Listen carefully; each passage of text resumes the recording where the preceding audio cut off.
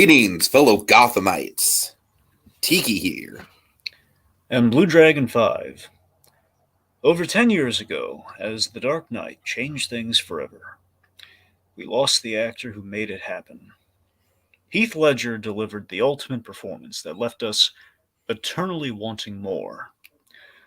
While we all thought we saw the last of his betrayal as the Clown Prince of Crime, two men unearthed amazing footage of what he might have done next. The job falls to us to comb over the files and documented exploits of Patient 4479 and this ultimate tribute to this role of a lifetime. Let's start today's session with near-death experience. All right, Dragon, first of all, this thumbnail is fucking glorious, man. Yeah, it was really hard finding where to put the text. I can see that. I think you did a good enough job. Yeah. I love the facial expressions. I mean, the facial expression on Joker in particular is just amazing. Yeah. I mean, it's just like it's the perfect freeze frame. Yep. All right. So yeah, needless to say, I'm sure you're probably not surprised. I quite like this episode, Dragon. I would be rather shocked if you thought this was the worst episode you ever saw. You know, I'd be really shocked.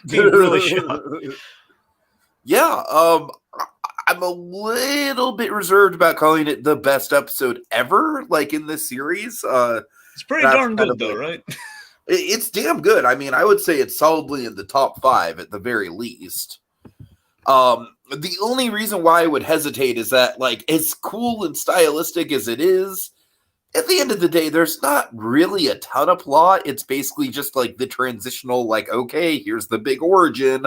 Let's see how it happens in a really cool, stylish, very non-Nolan way, which I don't mind the non-Nolan of it all. That's actually, I think, a plus with this episode. I feel like this episode is very much like, okay, we're kind of spreading our stylistic wings a little bit and going in a direction that I kind of doubt that Nolan would ever go in, Dragon. I don't know. There was still a lot of Nolan in this, though. You have to admit, it was a different Nolan movie, but there was some of that in there.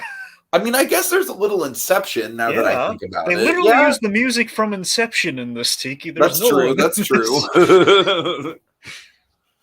I'm just saying, I feel like this episode is like a little bit more fanciful than what Nolan would usually do, like especially in the DNA of his Batman movies. I'm thinking in particular. Yeah. But no, you're right. There is, it definitely plays around with time and ambiguity and spatial awareness and all that good stuff. So, but yeah, I mean, fantastic as always. It's really interesting, Dragon, when you track like from the beginning of the show, where I was hesitant with this Harley Quinn actress. I didn't say she was doing a bad job, but of course, Dragon, we have Harley Quinn and the Joker versus the real world to compare it to. Two very fantastic, very different Harley Quinn performances in that show. But I mean, needless to say, they put the legwork in to make this Harley Quinn. We got a solid, let's say, season and a half of development here, and yeah, I definitely think it paid off. I mean, this is really, really solid origin stuff. Well, also remember, we also had a recasting on this Harley as well. This is the second Harley, much like we have in Harley Quinn. That's true. Yeah. This is the Kendrick Ashmore Harley. Yeah. Okay. So let me give you a wee bit of context here. Not a whole lot. Just this is a big episode for the development of Harley Quinn, as you can probably tell. Really, I thought it was kind of filler myself. It's just a little anime filler plot. All right. Anyway, I'm sorry. Remember the episode of Dragon Ball where I think it's like someone teaches someone to drive or something like that? Yeah, I love that episode. Yeah, that's an amazing episode. Yeah, all right. Chi-Chi forces Goku and Piccolo to take driving lessons. Right.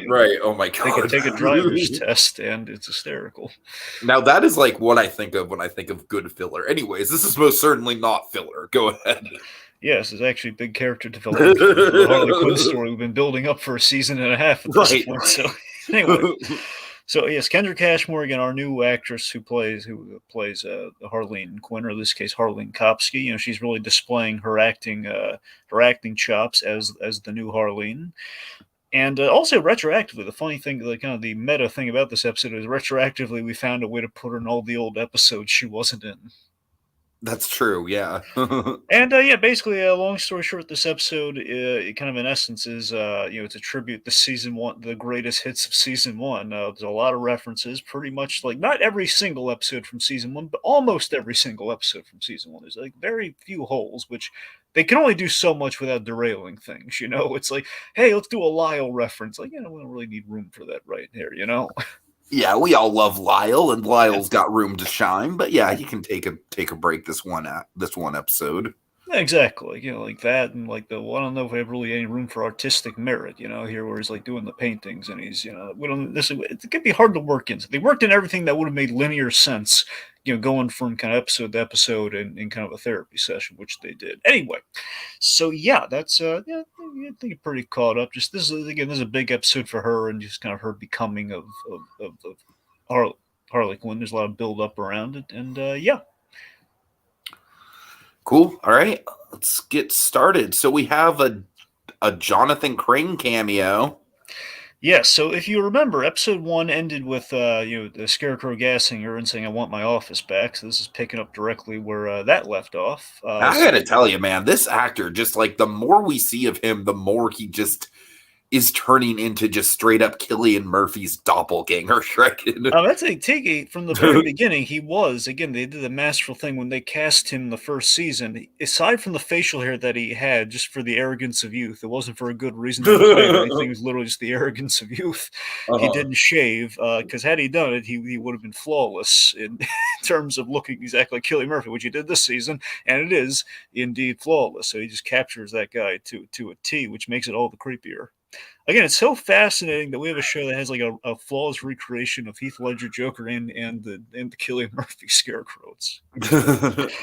Anyway, so we check in with Harleen post episode one. She's gassed by Scarecrow, and we pay off that in the lockup episode from Further Evidence, where he stole two boxes from the GCPD when he gassed Bullock. He took the Andrea Beaumont case, the Beaumont case file, which we saw pay off last episode, and he took a bunch of Arkham, stuff that relates to the Wedding Day Massacre, which were the Arkham patient tapes, which included all the 4479 therapy sessions. So this is where they went. He's going through. We have a whole bunch of tapes, and Tori Havelson here as Crane, just doing a great job. But also, here's what's great about the Jonathan Crane stuff, if you recall. So he's getting his revenge on old Dr. Kopsky here by it's so funny that both the Joker, honestly, all of our villains kind of have very small, petty goals fundamentally. It's true. It's true. He literally just wants his office back. Exactly. It kind of just boils down like, to think that. about it. Like, on the surface, seriously, every villain kind of has like a very simple surface level want, and then kind of an underlining want. Like, for example, Joker wanted wedding cake. That's why he broke out of Arkham. That was the surface read. He did all that stuff just for a piece of wedding cake that he did not get. Joker's pursuit of cake that he was still denied even two episodes back. Wants that cake. No one's going to give it to him, so he's going to kill people.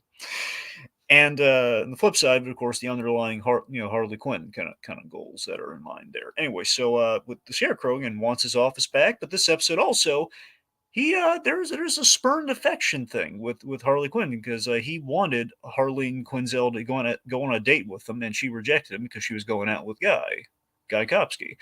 And they mentioned this during the little lunch date thing when we introduced the Scarecrow, like a much better catch than that med student she's with. So this is him getting revenge on her for a couple things. His professional jealousy and his ego at play here. So he's and it's really twisted. I completely forgot how twisted his lines are at the top of this episode than the first time I watched it way back when. So he's so it's basically he establishes that Dr. Arkham is sympathetic towards her because the Joker also killed his her loved one in Guy Kopsky. So he feels like Joker blew up his wife essentially. So there's some sympathy there, and of course the meta irony. Maybe Harleen reminds me of someone because it's literally the same actress who played his wife. Right. That's really fun. Anyway.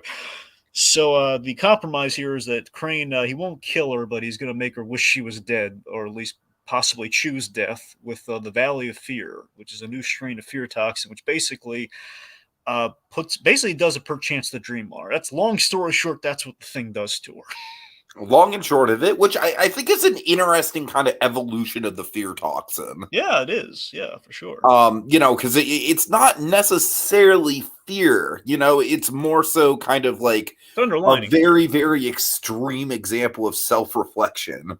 Exactly. And again, we've done this sort of stuff. We've done different interpretations of fear toxin before, like new Batman Adventures, Never Fear. We took away the fear, for example. We kind of play Remind me around. what the hallucinogenic effect of the labyrinth was in Court of Owls.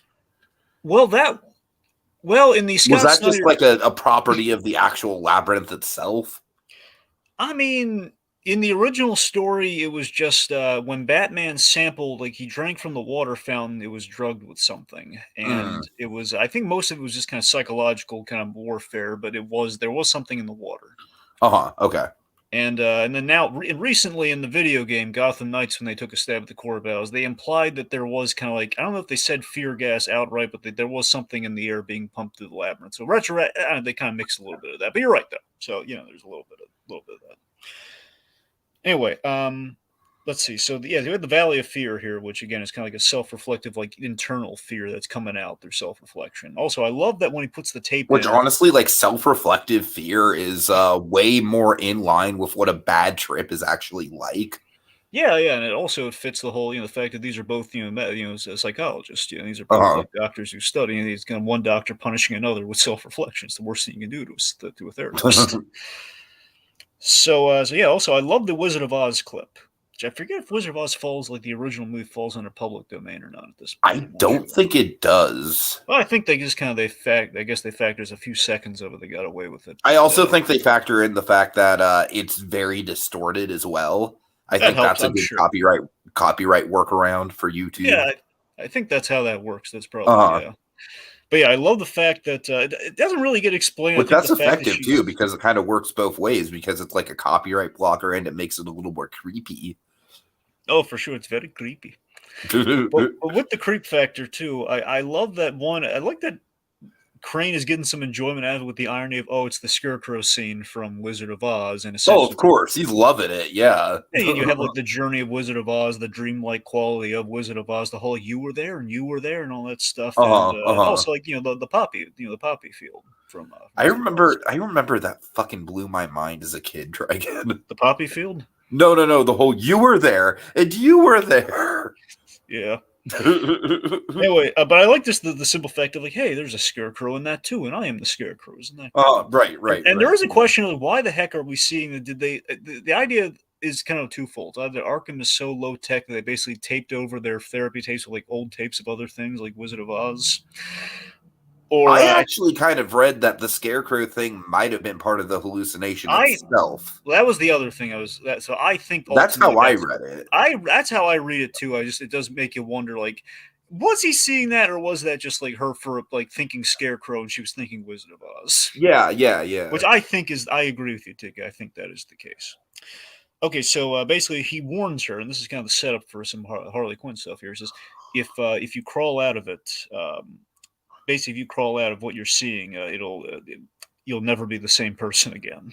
Uh-huh. So basically, if I were you, Doctor Kopsky, I'd suggest you stay sleeping because if you wake up, I'm going to throw you to the inmates in maximum security. Now, this is the real twisted thing I didn't catch the first time I watched it when he says it. Already just sounds threatening when you think about it.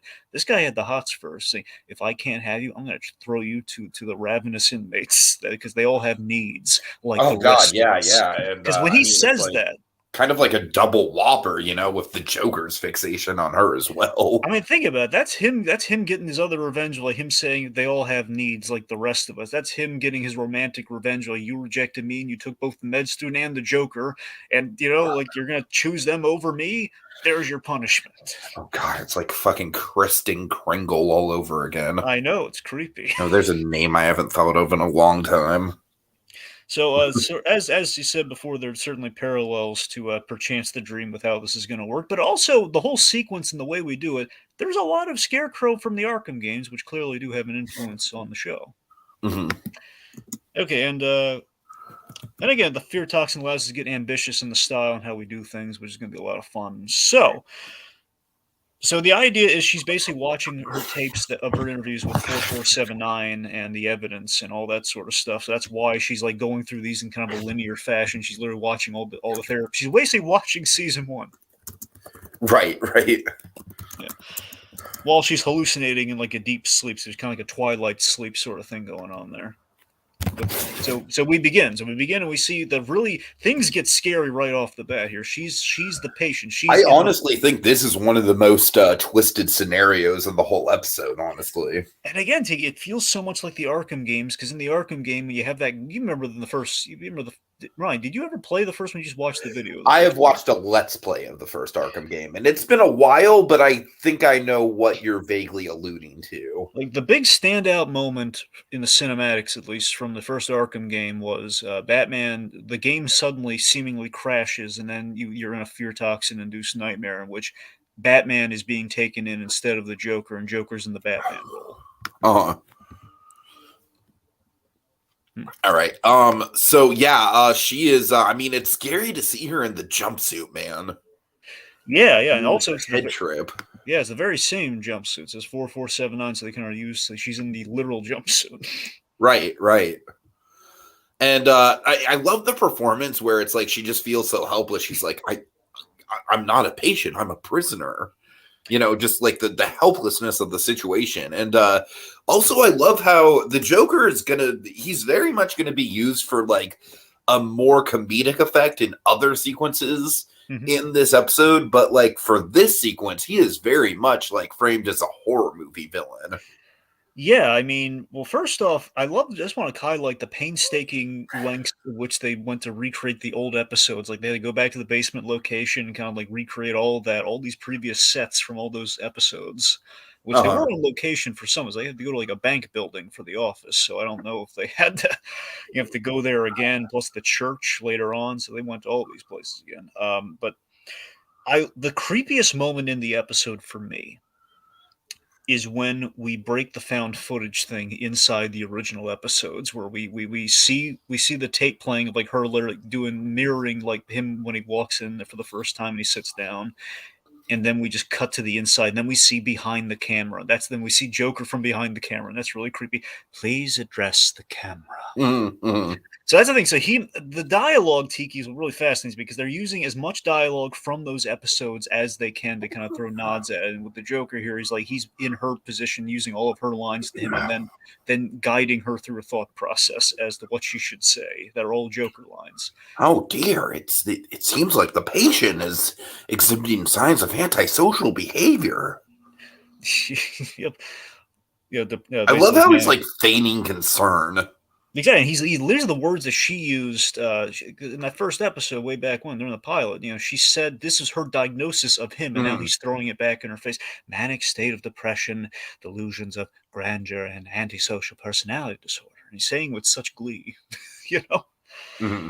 And of course, like defining terms and everything. This is like you're a prisoner of war.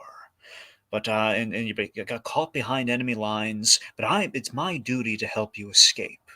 And then the creepy part when the lighting drops, his eyes and his makeup become black. That's what I'm talking about, man. That's the horror movie effect. It's very much just kind of like, I think some of the most effective horror moments are when you can't fully see the monster. And this is a primary example of that, kind of like the intentional masking. It's such a subtle touch too. Like, so think about this thing. It's just so little that we're doing right now. Just those lights got turned dim a little bit. That's all that really happened there. But it's so much is conveyed. Mm-hmm. Mm-hmm. All right, and then of course she's asking, "Why am I here?" And she's really freaking out. I'm just getting in his face, and then he throws the big line at the end of the first episode. You're here because you want to be here. Oh yeah. Then the lunge. She lunges at him. We have this flawless cut, man, where she just lunges, grabs him, and like. All the cuts are really, really well done. I mean, it's seamless. It's very professional. So we basically jumped over episode 2 with this. She jumps from like the then all the way to meet Steve, in which it's in her office in that bank building they shot in seasons back. And Steve then turns into the Joker with like all these pills coming out of his mouth because, as we saw in further evidence, he shoved a whole bunch of pills down his mouth. And then we have like a little nod to episode 2 where he crunches the pill like he did at the end of that one episode. That's the funny thing about life. It flashes before your eyes. Yeah, basically confronting her with the whole like, you're this is like a near death Blink and you miss it. Oh yeah, he's going all Ferris Bueller on her. Oh, you missed the memo. Yeah, so this is a point being he's laying out the fact that this is kind of like a near-death experience that could go either way depending on how she responds to things. And then we do the camera POV thing where he then pulls out the camera. We got to go back to the beginning, in which we then use the night vision, so we're homaging Hypnotized, which is the Hugo Strange hypnosis episode. Mm-hmm. And we're going deep into her past. So like, what's your earliest memory? And she says, my dad taking me to see Silence of the Lambs. No, that's not your earliest memory. And he's digging, being a projection of her own subconscious. He knows all these intimate, creepy things about her. So he's saying, no, that was. The fact that one of her first memories is her dad crying when the mother left. Mm-hmm. And then, no, it was going to the police station when you learned that mommy ran off with some thug. So again, the idea that deep down, much like Harley Quinn, the character, mother has tastes and abuse of men, quite possibly, or criminals. Or dad raising you by himself, and and you vowing never to end up like mommy. Now, this detail is really good too, because I love we didn't skimp anything here, and we then brought back full circle to what we were saying about this Harleen Quinzel from the beginning with this show. Is that in the comic, Harleen Quinzel was kind of like always rushing through the therapy, so we did that here, where you rushed through school to become a doctor, and then you ran off and got married to Mr. Perfect. Yeah. Okay, so then of course we have the Hugo Strange moment, which I love. We use the audio of this though, like, how do you know these things? How do you know these things? How do you know these things? And then we have like the great again. So I should mention this too. So Scott McClure and Andrew DeVere, they love doing comedy stuff. So a lot of that gets shown in moments here and there in the framing of this, and like especially kind of dark comedy. So you have this moment like, how do you know these things? To you hungry? I'm hungry. And of course, we cut to Apple a Day, in which they're having lunch, and she's wearing the "What Would Joker Do" shirt. Yeah, I'm sorry. That's where we go to the whole. That's the thing about life. Blink and you miss it. Yep, and then we have Dr. Arkham here. I love these. These still show. We're still homaging back before we showed everyone's faces. So you have Dr. Arkham. Yeah, that's funny. That's a fun kind of little stylistic fourth wall break right there. Yeah, and what's even better is that, again, we're using Arkham as kind of a voice, which cuts to the present, where she's piecing together what's actually going on. The whole him like, I'm taking back what's mine. His announcement over the PA system at Arkham. Then Scarecrow enters the fray, and this is like, I love how Scarecrow enters just so casually. He's literally eating a sandwich, which is what he did when he first showed up. So this is all very on brand. So she's saying, no, I'm not dead. Oh, someone's having a breakthrough already. He does the fork trick, which is the key to his escape, by the way, that she gave him that fork. There's a lot of guilt with that fork. And we do this great cut to, like, he does the fork trick and then cut to, like, him shuffling the cards during BRB. So, yeah, we, again, I love how they economized everything here. So he's doing, like, everything from BRB, where it's like the, he tells the cameraman to pick a card. And there's, like, a little subtle, like, psychological thing here, if you really listen. He should not be seeing the cards for when he guesses the cards. So he's flashing the, he's flashing the back of the cards to her to pick one at random. Oh, that's interesting. Yeah, I didn't notice that. Because if you think about it, like, yeah, he's seeing exactly what card she's picking. Right. Yeah. Huh. So she picks a card, and then he basically does kind of like what he did to the audience before, where he's, well, again, and even in that, he was basically he's making that video talking to Harleen Quinzel. So it's kind of funny how that kind of worked out here, saying, like, are you the spades? Are you the, are you your father's daughter? Are you the Queen of Hearts? Are you the spade of the Queen of Spades? Are you like the doctor? Trying not to be like your mother. And then you have the Queen of Diamonds, who's the wife, who's trying to get away from her parents. Or are you the Queen of clubs? Sorry, it's clubs. I was gonna say clovers for a second, but it's clubs. The Queen of Clubs.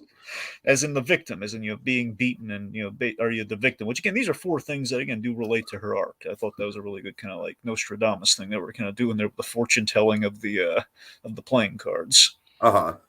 Yeah, and again, I love it's the same trick from before. Tika, do you remember how they get the cards to stand up? I can't say I do. No, sorry.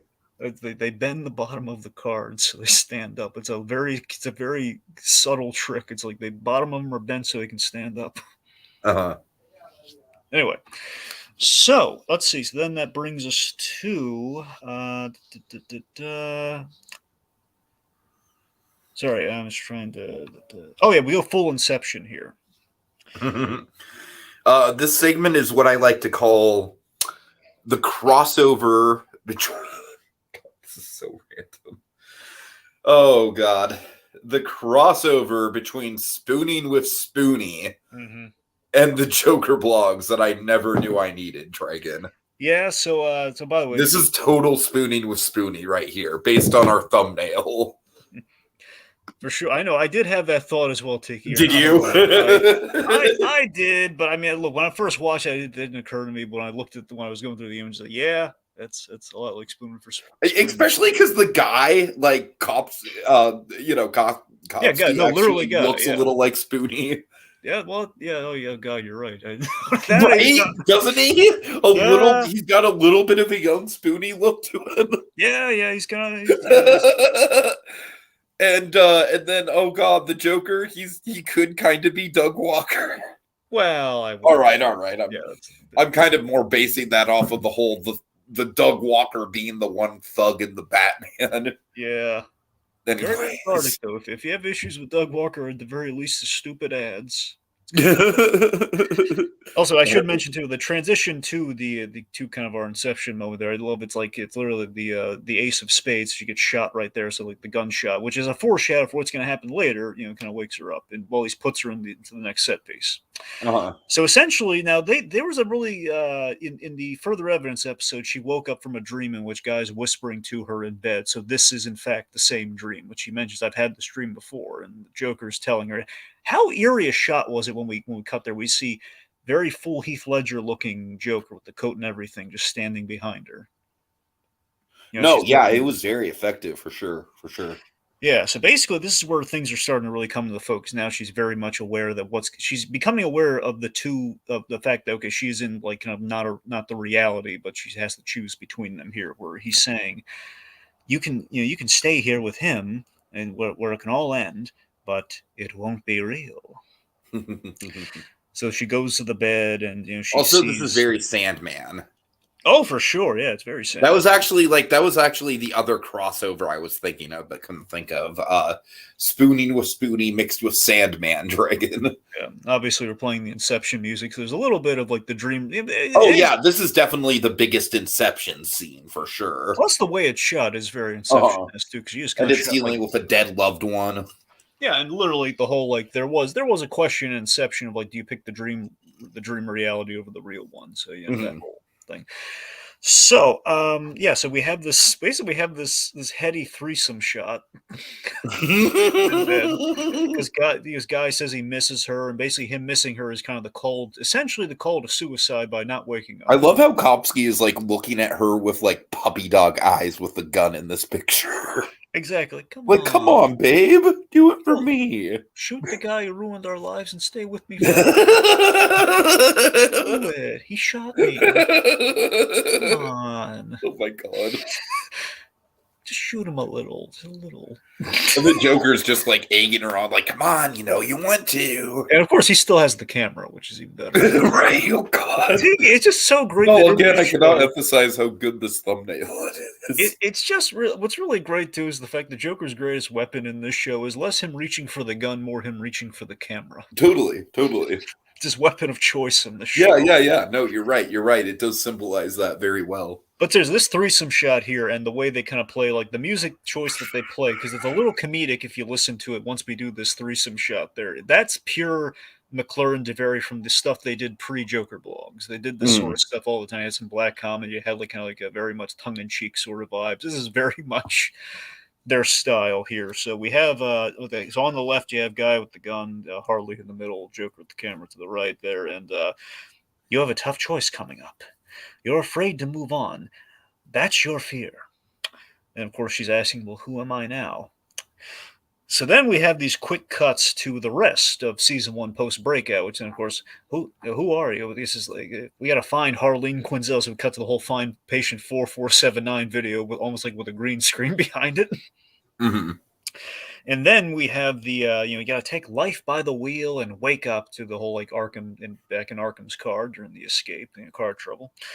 And then we have the the whole you need to wake up, and of course we see wake up to the episode where Lockup gets like where Lyle gets hit in the head with the baseball bat. Wake up, bam! And then we have the most meta moment in the whole episode. Right. So we have dinner with the Arkhams, only this time. Again, she was Lisa Arkham when we saw her and had tape on her mouth. So now she does not have tape on her mouth, yet the Joker does. She's on the opposite side of the scene. It's so heady and funny how I love how like from this point forward in the episode, the flashes just get crazier and crazier too. And like broader. It just goes more rapidly. And broader, each rapid. Yeah. So Joker's tied up with duct tape, and she rips off chicken or the egg, which again relates to that episode. The chicken or the egg thing. I love that. That's just like such a random like. It's like an AI generated like line that Heath Ledger would say. Like Heath Ledger Joker would say. You know what I mean? Yeah, and again, it feels like that, but also call back to the episode. It's good stuff. Sure. Then we have like you're going to be a new person. You're going to be reborn. Like of course with the reborn, we have the hallelujah cut to the bath, her in the bathtub being drowned essentially like Garrett Kopsky. I also forgot to mention in the bedroom scene, he's dressed very much like the outfit that we see him in the iconic, Why So Serious teaser poster. Yeah, exactly. Yeah. Like the classic purple suit. Yeah. And then in this, he's dressed, of course, like the Mad Love costume. Yeah. Well, right? I mean, yes, Tiki, but mainly he's dressed like he was in the wedding episode that they did. Right. Yeah, sorry. Get me to the church on time and shotgun wedding. He's wearing. But I mean, he does have that. Like, isn't there that classic, like Joker and Harley and how joking of you? No, I mean, that is a good ship name. I'm not gonna lie. Well, Tiki, no. Here's what you're not Mad Love. But you're thinking of the Alex Ross cover. It's a great cover. And that's what you're thinking. Yeah, that's what I'm thinking. That's what I'm thinking. Yeah, There's this famous Alex Ross cover of Joker in a black tuxedo or something, or basically a black suit, dancing with Harley Quinn in full, costume. Anyway, right. But yeah, you're right. I mean, yeah, there's a little bit of that, but mostly he stole. No, I see what you're saying, though. Yeah, it is just a direct call to the actual episode for sure. Yeah, he stole the tuxedo from the best man who he killed and put it on. Anyways, then again, we have her in the trunk, and he basically taken her hand and basically says, we can't do this. Like only you can do this next part. So now it's really heady as we get into this next part. Like he's basically walking her through his perspective, as in she's the Joker entering the church about to being armed with a shotgun this time to make the choice that the Joker kind of did not allow her in the first go around.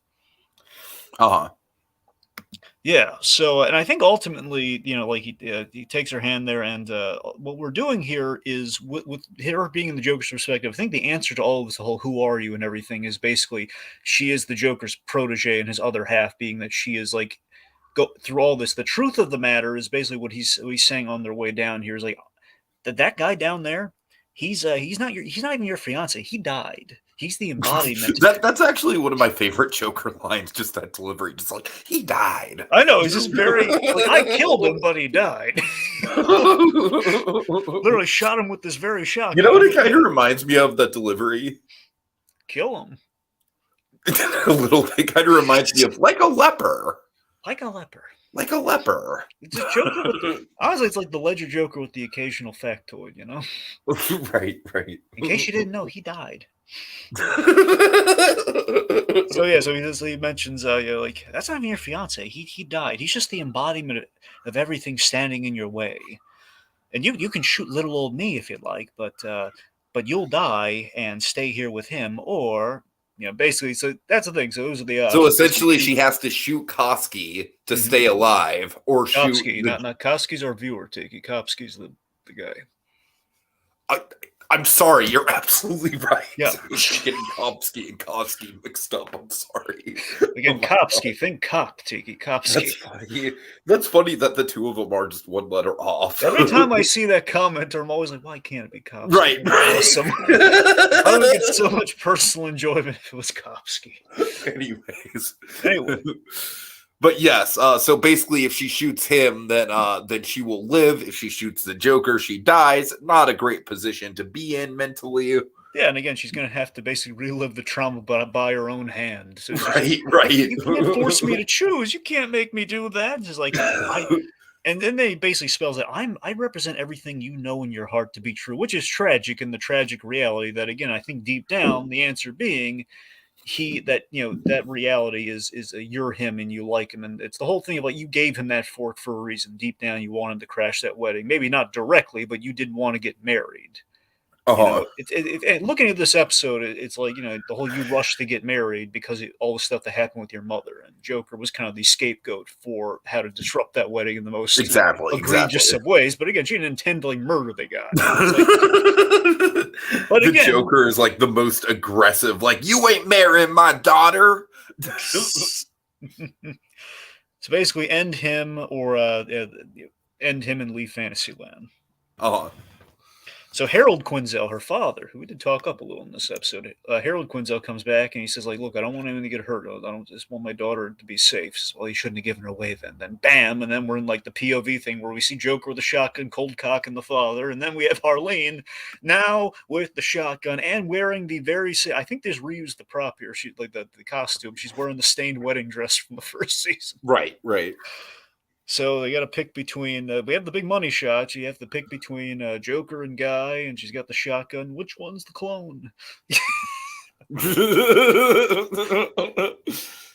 So yeah, then we have the big tension there. She's kind of going back and forth, and if you notice, it's a fake out. She is pointing towards the Joker at the end there.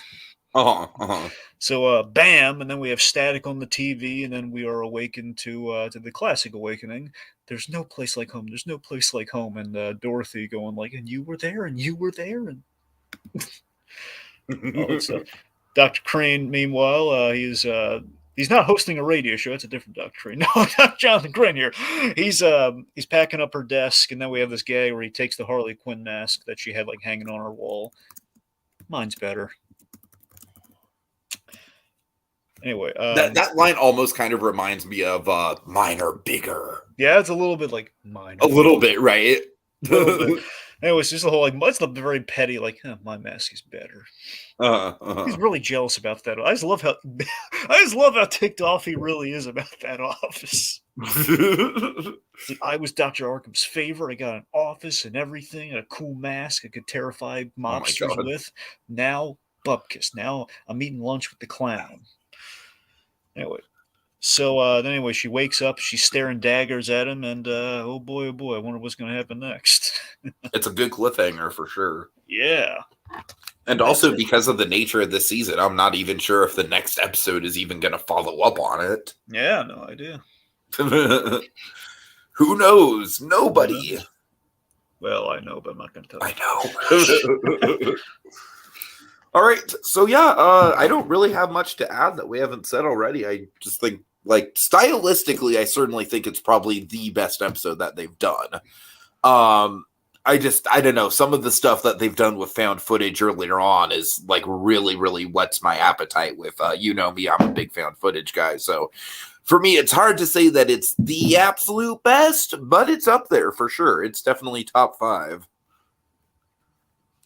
Yeah, this one is always one of the big standouts with season 2 for the Joker blogs, because again, this one kind of summarizes what they were doing and what they were kind of hinting at with further evidence. The whole cinematic approach applied to where we were with the found footage. Not that found footage was bad, of course, but just we're going very, very different. And basically, we built up the carte blanche of like people are invested in the story. We can kind of ambitiously try to be either more Nolan-esque, or in this case, we're going to be kind of like do our own thing with it. We're going to build up the confidence at that point to do that.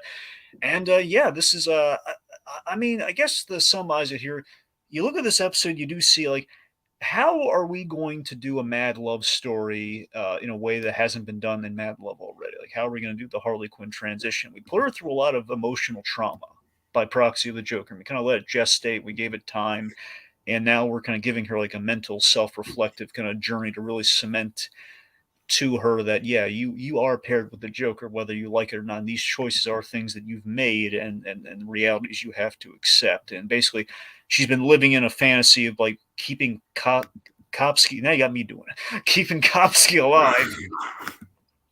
Keeping Kopsky alive by like taking on his name despite the fact that he's dead. So that's basically her confronting realities that'll get her to the point of like being admitting that she is broken and there's no putting the genie back in the bottle. So this is and again, her oddly just being the other half, given the fact she was Lisa Arkham, her kind of on the same trajectory as a Dr. Jeremiah Arkham this season, but only to the path of Harley Quinn, it seems. Yeah. It's a very solid episode. A lot gets accomplished. And oddly, we had like a 20-minute episode last time, and now we have like a 10-minute episode. And look at what we accomplished. Yeah, no, for real. It's lean and mean for sure. Absolutely. Okay. Well, our time's up, and it's time to reseal the further evidence until our next session when we attempt to answer the question, is there a method to the madness? With the Joker Blogs case study. That's not your fiance. He died. He died.